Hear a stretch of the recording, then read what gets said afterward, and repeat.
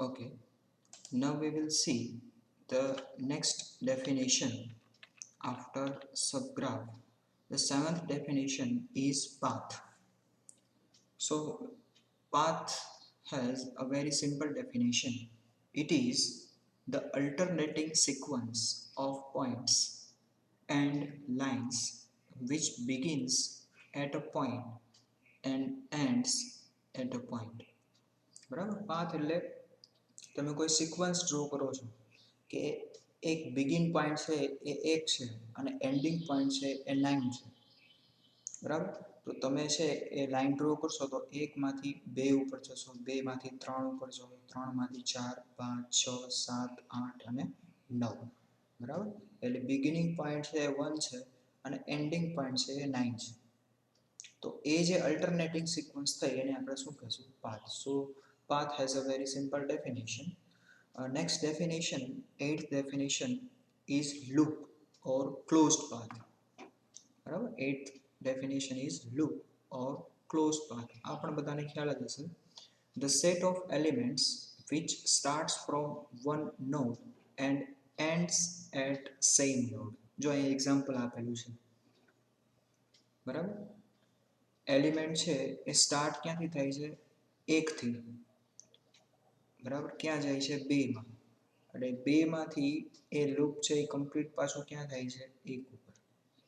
બરાબર, તો આને શું કહેવાશે? ક્લોઝડ પાથ અથવા તો લૂપ. એટલે આની ડેફિનેશન ખાસ યાદ રાખવાની છે. The set of elements which start from one node and ends at same node. So this is the definition of loop or closed path. Next definition is oriented graph, which is also known as directed graph. બરાબર, oriented નો મતલબ કે આપણે કોઈ પણ graph draw કરીએ. જો અહીંયા આ આપણે ગ્રાફ ડ્રો કર્યો તો આ ઓરિએન્ટેડ ગ્રાફ નથી, આ સિમ્પલ ગ્રાફ છે. બરાબર, ડિફરન્સ શું છે સિમ્પલ ગ્રાફ અને ઓરિએન્ટેડ ગ્રાફ વચ્ચે એ સમજીએ. તો ઓરિએન્ટેડ ગ્રાફ કોને કહેવાય? The edge of graph which directs from one node to another node. બરાબર, તો એવા ગ્રાફને આપણે કહીશું ઓરિએન્ટેડ ગ્રાફ. જો અહીંયા એનું એક્ઝામ્પલ આપેલું છે. આની અંદર ટોટલ 3 નોડ છે.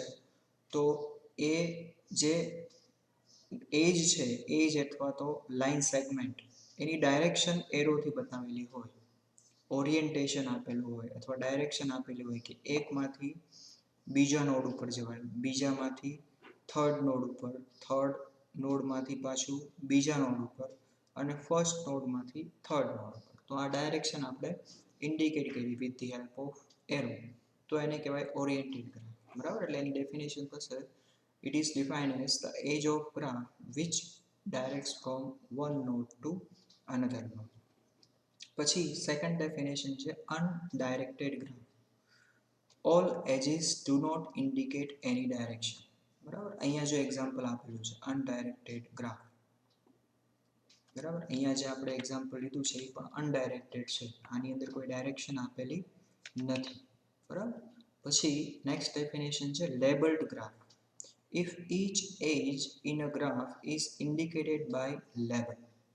બરાબર, એજ એટલે જે લાઈન છે એના ઉપર આપણે એરો તો ડ્રો કરેલો હોય, ઓરિએન્ટેડ કરેલો હોય, પણ લેબલ નો આપ્યું હોય. લેબલ એટલે એવું નથી જરૂરી કે વન ન્યુમેરિકલ જ આપવા. ન્યુમેરિકલ આપો તો એને વેઇટેડ ગ્રાફ કહેવાય, પણ કદાચ એ બી સી આપ્યું હોય, બરાબર, તો એને કહેવાશે લેબલ્ડ ગ્રાફ, કે કોઈ પણ લેબલ આપેલું હોય વર્ડમાં અથવા ન્યુમેરિકલમાં. પણ જો સ્પેશિયલી લેબલ છે એ ન્યુમેરિકલ વેલ્યુ હોય, જે અહીંયા બતાવેલી છે 1, 2, 3, 4 અને 5, તો એવા ગ્રાફને કહેવાશે પાછા વેઇટેડ ગ્રાફ. બરાબર, જો એ બી સી ડી એવું લેબલ કરેલું હોય લાઈન ઉપર અથવા એજ ઉપર તો એને લેબલ્ડ ગ્રાફ કહેવાય. પણ જો 1, 2, 3, 4, 5 એવી રીતે ન્યુમેરિકલ વેલ્યુ આપેલી હોય તો એને વેઇટેડ ગ્રાફ કહેવાશે. Okay, so these are the definitions of oriented graph, undirected graph, labeled graph and weighted graph. બરાબર,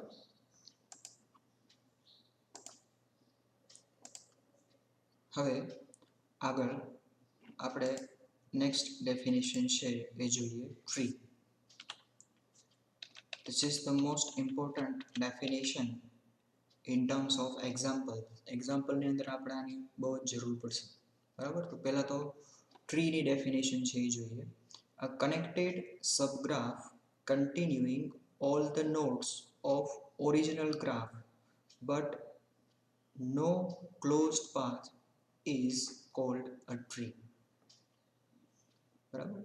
જે સબગ્રાફ ટ્રી છે એક પ્રકારનો સબગ્રાફ જ છે, બરાબર, કે સબગ્રાફ જ છે પણ ટ્રીની અંદર શું હશે, ઓરિજિનલ ગ્રાફના દરેક નોડ હશે. અહીંયા 4 નોડ છે તો અહીંયા પણ 4 નોડ જ હશે, પણ ટ્રી જે આપણે ડ્રો કરશું ગ્રાફનું, બરાબર, એની અંદર એક પણ ક્લોઝ લૂપ નહીં હોય, બરાબર. હવે પહેલા તો એ સમજવા માટે આપણે એની પ્રોપર્ટીઝ જોવી પડે કે properties of tree, any properties શું હોય. તો પહેલી પ્રોપર્ટી હશે number of nodes in original graph equal to number of nodes in tree. હવે જો અહીંયા ઓરિજિનલ ગ્રાફ આપ્યો છે અને એનું ટ્રી અહીંયા ડ્રો કરેલું છે. ઓરિજિનલ ગ્રાફની અંદર નોડ કેટલા છે, 4, તો એટલા જ નોડ શેની અંદર હશે, ટ્રીની અંદર. તો આ ફર્સ્ટ પ્રોપર્ટી ફૂલફિલ થાય છે. Second, it should not be represented by any closed path. અહીંયા બધા જ ક્લોઝ પાથ છે. અહીંયા જો ડોટેડ લાઈન છે, 1 અને 4 વચ્ચે ડોટેડ લાઈન છે, 1 અને 3 વચ્ચે ડોટેડ લાઈન છે, 2 અને 3 વચ્ચે ડોટેડ લાઈન છે. એટલે અહીંયા આ જ એક પાથ છે 1 2 2 2 4 4 2 3. એટલે અહીંયા કોઈ ક્લોઝ લૂપ છે એ છે નહીં, તો આને ટ્રી આપણે કહી શકીએ.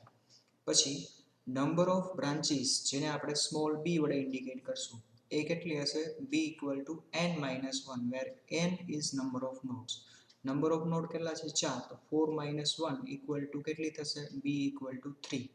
તો ટ્રીની અંદર 3 જ બ્રાન્ચ હશે. તો જો અહીંયા 3 જ બ્રાન્ચ છે, આ ફર્સ્ટ બ્રાન્ચ, આ સેકન્ડ બ્રાન્ચ અને આ થર્ડ બ્રાન્ચ. બાકીની છે એ ઓપન છે, ઓપનને આપણે ડોટેડ લાઇનથી ઇન્ડિકેટ કરેલી છે.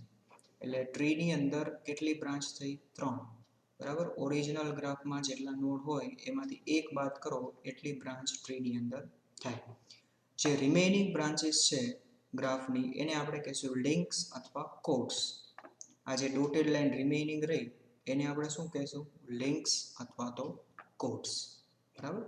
So this is the explanation of tree. આનું મેં ટ્રી અહીંયા ડ્રો કરેલું છે, બરાબર. એટલે ખાસ ફરીવાર ડેફિનેશન છે આપણે લઈ લઈએ. A connected subgraph continuing all nodes of original graph, બરાબર. ઓરિજિનલ ગ્રાફ છે એનો સબગ્રાફ જ છે, પણ બધા જ નોડ એની અંદર આપણે બતાવવાના છે, પણ એની અંદર ક્લોઝ પાથ છે એ હોવો જોઈએ નહીં, બરાબર. શું હોવું જોઈએ, જેટલા નંબર ઓફ નોડ્સ ઓરિજિનલ ગ્રાફમાં છે એટલા જ નંબર ઓફ નોડ્સ ટ્રીમાં હોવા જોઈએ. પહેલી property. should not represent any closed path, એટલે રિમેઇનિંગ છે એ ડોટેડ લાઇન હશે, અહીંયા એક પણ ક્લોઝ પાથ ક્રિએટ નહીં થાય, જે ટ્રીમાં એક પણ ક્લોઝ પાથ હશે નહીં. નંબર ઓફ બ્રાન્ચ કેટલી લેશું, b ઇઝ ઇક્વલ્સ ટુ આ ઇક્વેશન પ્રમાણે n-1, 4 - 1 એટલે 3 જ બ્રાન્ચ હશે, જો આ ફર્સ્ટ, સેકન્ડ અને થર્ડ. તો અહીંયા કંઈ ક્લોઝ લૂપ થયું નહીં, આ બધી ઓપન છે, ડોટેડ લાઇન છે. અને રિમેઇનિંગ જે બ્રાન્ચ છે જેને આપણે ડોટેડ લાઇનથી ઇન્ડિકેટ કરેલી છે એને શું કહી શકશું આપણે, લિંક્સ અથવા તો codes. So this is the explanation of tree. Thank you.